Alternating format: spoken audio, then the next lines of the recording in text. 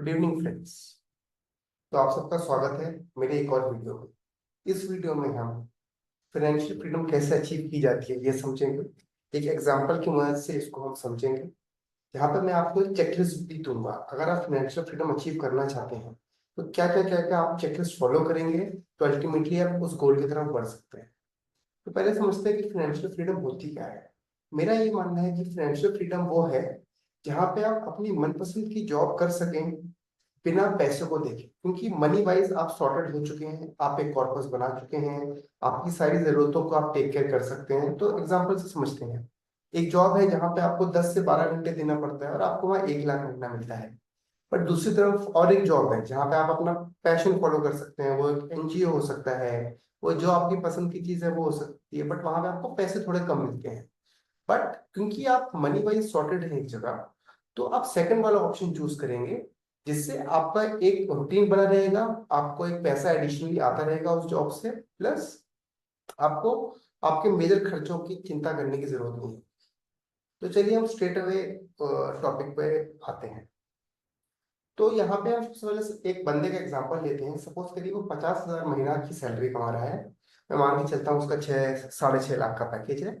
उसके एग्जांपल से हम इसको समझेंगे, आप अपनी सैलरी के हिसाब से इसको मैच कर सकते हैं। तो सबसे पहले हम चेकलिस्ट पे आते हैं। मैं एक चेकलिस्ट आपको बता देता हूँ।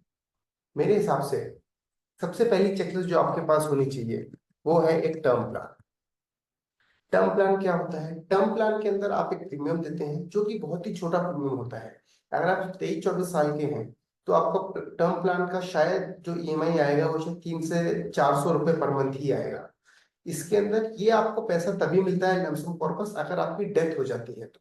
बट कुछ कुछ केसेस में अगर आपकी ऐसी कंडीशन हो जाती है जहाँ पे आप काम नहीं कर सकते, पैसा अर्न नहीं कर सकते, उस डिसेबिलिटी के केस में भी आपको वो पर्पस मिलता है। तो एक टर्म प्लान जरूर रखिए।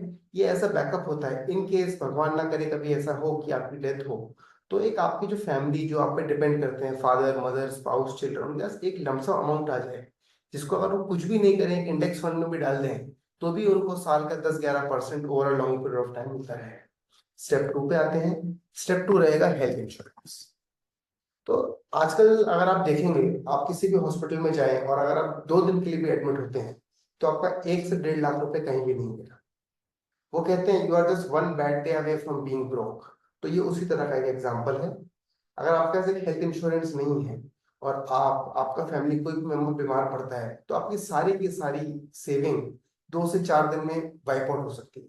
इसीलिए एक अच्छा हेल्थ इंश्योरेंस लें, उसके सारे टर्म्स एंड कंडीशंस पढ़ें, और वो भी आपको मेरे ख्याल से 10 से 11 हजार रुपए, 12 हजार रुपए साल के उसके अंदर आपको कवर हो जाएंगे, प्लस आपको उसका टैक्स रिबेट भी मिल जाएगा जब आप अपना टैक्स फाइल करेंगे। थर्ड आता है एक इमरजेंसी फंड। इमरजेंसी फंड, तो इमरजेंसी फंड क्या है? इमरजेंसी फंड एक तरह का कॉर्पस है जिसको आप एकदम सेफ जगह रखेंगे। आप उसको एफडी में डाल सकते हैं।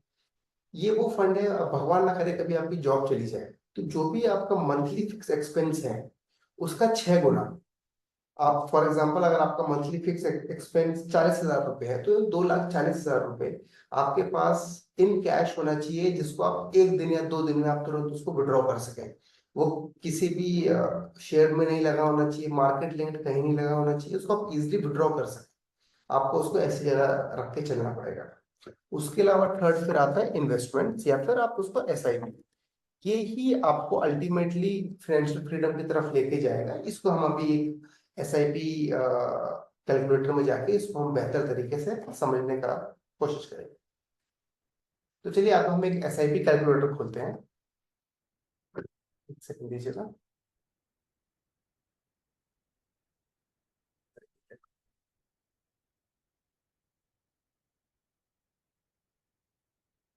ठीक है,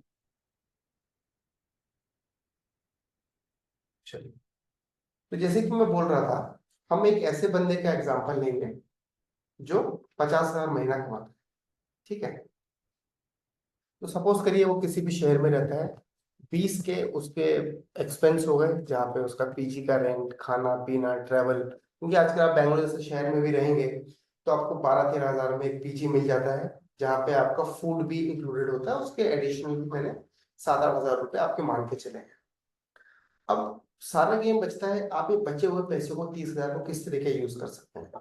एक होता है आप शॉपिंग कर दें, आईफोन क्रेडिट कार्ड की ईएमआई पे ले लें, वीकेंड में 2-4 हजार रुपये जाके खर्च कर दें, वो भी एक लाइफ जीने का तरीका है। बट फिर आपका जो अल्टीमेट गोल है फाइनेंशियल फ्रीडम, वो अचीव नहीं कर सकते। और ऐसा भी नहीं कि आप बिल्कुल भी बाहर ना जाएं, तो अल्टीमेटली एक बैलेंस बनाने की जरूरत होती है। जहाँ पे आप बैलेंस बनाए दोस्तों के साथ जाएं, वो भी एक अलग तरह की स्किल है। आप सोशली सबसे मिलेंगे, कम्युनिकेशन करेंगे, वो भी करना बहुत आवश्यक है। तो मैं मान के चलता हूँ 20,000 रुपये आपके इस तरीके से खर्च हो गए। टर्म प्लान में मानता हूँ 500 रुपये per month, 500 per month.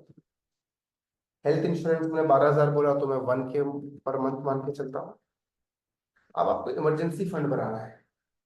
Emergency fund जैसे आप देख रहे हैं, आपका खर्चा सपोज करें 25,000 है, तो आपको चाहिए 1.25 लाख रुपए। 1.25 लाख रुपए के लिए आप 10 से 12,000, अभी हम 10,000 रुपये पकड़ के चलते हैं, 10,000 रुपये per month for emergency fund.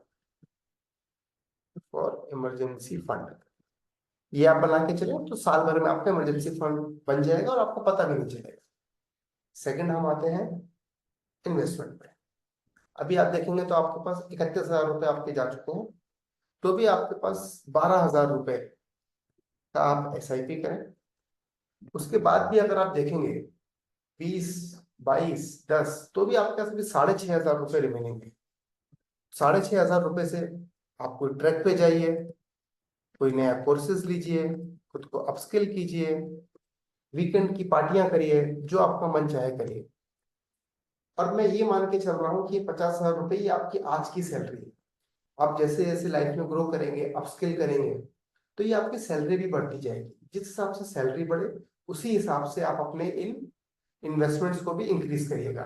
वरना क्या होगा, ये सैलरी तो बढ़ती जाएगी और उसी तरह आपका इन्वेस्टमेंट नहीं बढ़ेगा, तो प्रोपोर्शनलिटी नहीं बचेगा। आपको एक्स्ट्रा टाइम लगेगा फाइनेंशियल फ्रीडम अचीव करने में। तो अभी हम बेसिकली यहाँ पे एक जो हमने लिया है 12,000 की SIP, वो मान के चलते हैं।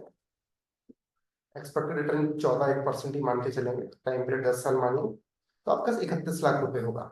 बट सिमिलरली अगर आप इसी चीज को SIP विद स्टेप अप करते हैं, तो देखिए कितना फर्क पड़ेगा।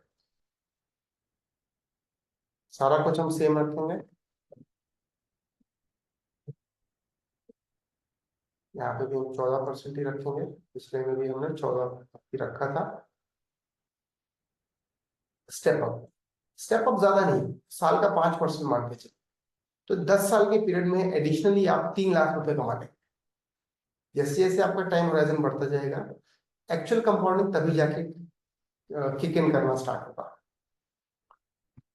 तो इस पर्टिकुलर वीडियो में हमने ये समझा कि फाइनेंशियल फ्रीडम करने के लिए बेसिक क्या क्या चेकलिस्ट है, और आप अपने लिए ये खुद का एवेल्यूशन करके देखिए कि आज की तारीख में आप कहाँ स्टैंड करते हैं।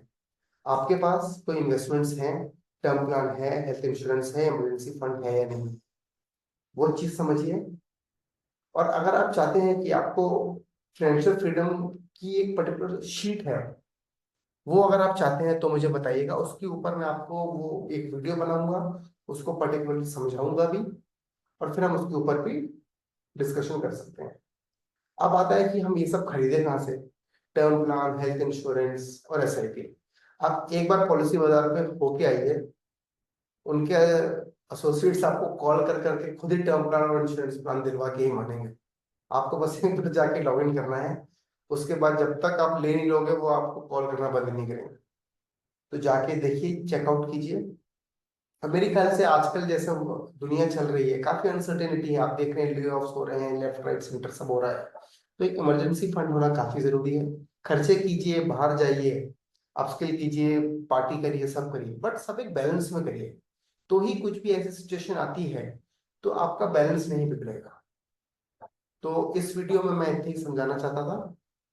आपको कोई भी डाउट्स हो तो मुझे कमेंट करके बताइएगा। धन्यवाद। जय श्री राम।